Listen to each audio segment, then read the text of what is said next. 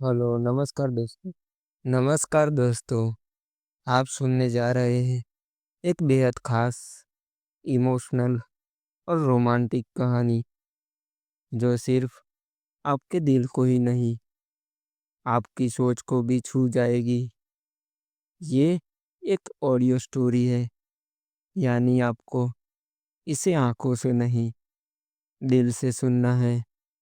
तो अपने हेडफोन्स लगाइए, रोशनी धीमी करिए और चलिए डूबते हैं उस रात की उस कहानी में जहाँ रिश्ते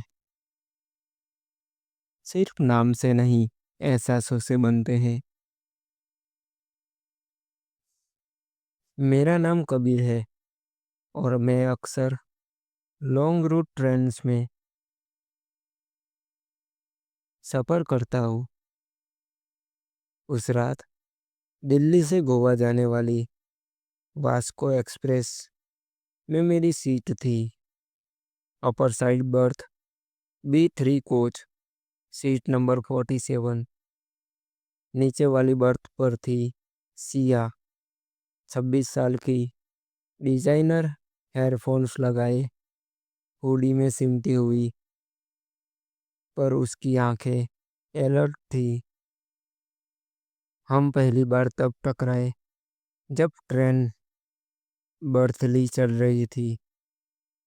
मैं पानी भरने गया और उसने कैजुअली कहा, इन लॉन्ग जर्नी में लोग अकेलेपन से ज़्यादा किसी की प्रेजेंस के लिए सफ़र करते हैं, है ना?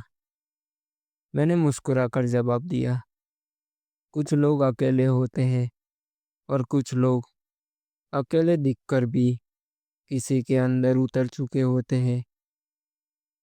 उसने एक सेकंड के लिए नज़रें झुकाई, फिर कहा, इंटरेस्टिंग लाइन। ये तुमने खुद लिखा या किसी ने तुम्हारे लिए कहा? डिनर के बाद सभी लोग सोने लगे। रात के 11:45 बजे मैं अपनी बर्थ पर आधा लेटा ही था कि अचानक मेरी बर्थ के पास धीमी आवाज़ आई, एक्सक्यूज मी, नींद नहीं आ रही? क्या मैं थोड़ी देर तेरे पास बैठ सकती हूँ? मैंने सरक कर जगह दी। वो हल्के से चढ़ी और मेरी ओर पीठ करके बैठ गई। हुडी अब उसकी कमर तक खिसक चुकी थी और उसकी पीठ की हल्की सी गर्मरा गर्माहट मेरे थाई से महसूस होने लगी। उसने धीमे से कहा, ट्रेन चल रही है और मैं भी अब किसी के अंदर चलना चाहती हूँ। मैं चौंक गया, लेकिन वो फिर बोली, मतलब मैं तेरे पास सिर्फ बैठी नहीं हूँ, तेरे वाइब में पिघल रही हूँ। मैंने उसके बालों में उंगलियां फिराई। वो सिहर गई और कहने लगी, तेरे हाथ की तेरे हाथ किसी ट्रेन की तरह ही लगते हैं, धीरे धीरे चलते हैं पर जहाँ रुकते हैं वहाँ गर्मी छोड़ जाते हैं। अब कनेक्शन गहराता है। वो लेट गई मेरी बाहों में और बोली, तेरी सांसें अब मेरी ब्रीथिंग पैटर्न बदल रही है। उसकी हुडी अब मेरे हाथों के नीचे थी और मेरी उंगलियां उसकी पीठ की हल्की हरकतें महसूस कर रही थी। तेरी उंगलियां मेरी स्पाइन पर चल रही है, जैसे कोई गर्म हवा। मैंने पूछा, रुकू? वो फुसफुसाई और कहा,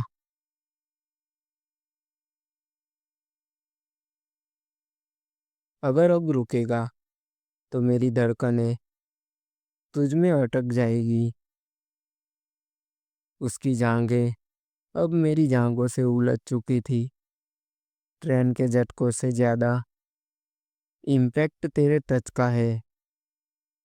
तू रुकता नहीं, तू मुझ में उतरता जा रहा है। मैंने उसके होठों के पास सांसें छोड़ी। अब मैं तुझ में सिर्फ बाहर से नहीं, तेरी हर नस में बहना चाहता हूँ। वो मेरी तरफ पलटी और कहा, अब वो मेरे ऊपर थी। मेरी शर्ट की बटन खोलती हुई बोली, अब मुझे तेरे शब्दों से नहीं, तेरे सीने से कहानियां सुननी है।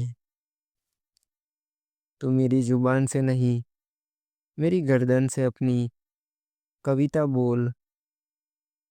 मैंने उसकी हुडी धीरे से उतारी और उसके कान में कहा, तू अब किसी स्टेशन पर नहीं रुकेगी। तू आज पूरी रात मेरी लाइन पर चलेगी। उसकी उंगलियां अब मेरी पीठ से लेकर कमर तक जा चुकी थी और उसकी सांसें मेरे कान में एक साज बजा रही थी। उसने कहा, ट्रेन की ये रात कभी खत्म नहीं होनी चाहिए, क्योंकि मैंने अब खुद को तेरे अंदर पार्क कर दिया है। हम दोनों अब एक दूसरे से लिपटे हुए थे, एक सॉफ्ट ब्लैंकेट के अंदर और एक धीमी फायर के ऊपर।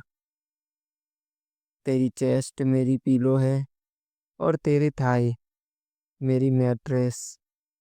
वो मुस्कुराई और कहा, अब ये बर्थ मेरी दुनिया है। सुबह 6:10 में अलार्म बजा। सिया अब भी मेरी बाहों में थी। मैं उठा। उसकी उंगलियां अब भी मेरे हाथ में थी, जैसे ट्रेन रुक गई हो, लेकिन सफर अब भी जारी हो। उसने आंखें खोली और कहा, अब तू मेरे साथ प्लेटफॉर्म पर उतरेगा या नहीं? मैंने कहा, अब मैं तुझे सिर्फ कोच में नहीं, अपनी हर कहानी में रखूंगा। कुछ सफ़र छोटे होते हैं, पर उनकी रातें लंबी। और कुछ लोग अचानक बर्थ शेयर नहीं करते, वो पूरा शरीर, दिल और वाइब शेयर कर लेते हैं। उस रात ट्रेन सिर्फ चल नहीं रही थी, वो हम दोनों के बीच एक लकीर मिटा रही थी। और जब सूरज निकला, हम सिर्फ मुसाफिर नहीं थे, एक दूसरे के ठिकाने बन चुके थे। तो दोस्तों, यह कहानी पसंद आई होगी, और ऐसी और भी कहानियाँ सुनने के लिए हमारे चैनल को अभी सब्सक्राइब कर ले और इस कहानी को लाइक कर दे। धन्यवाद दोस्तों।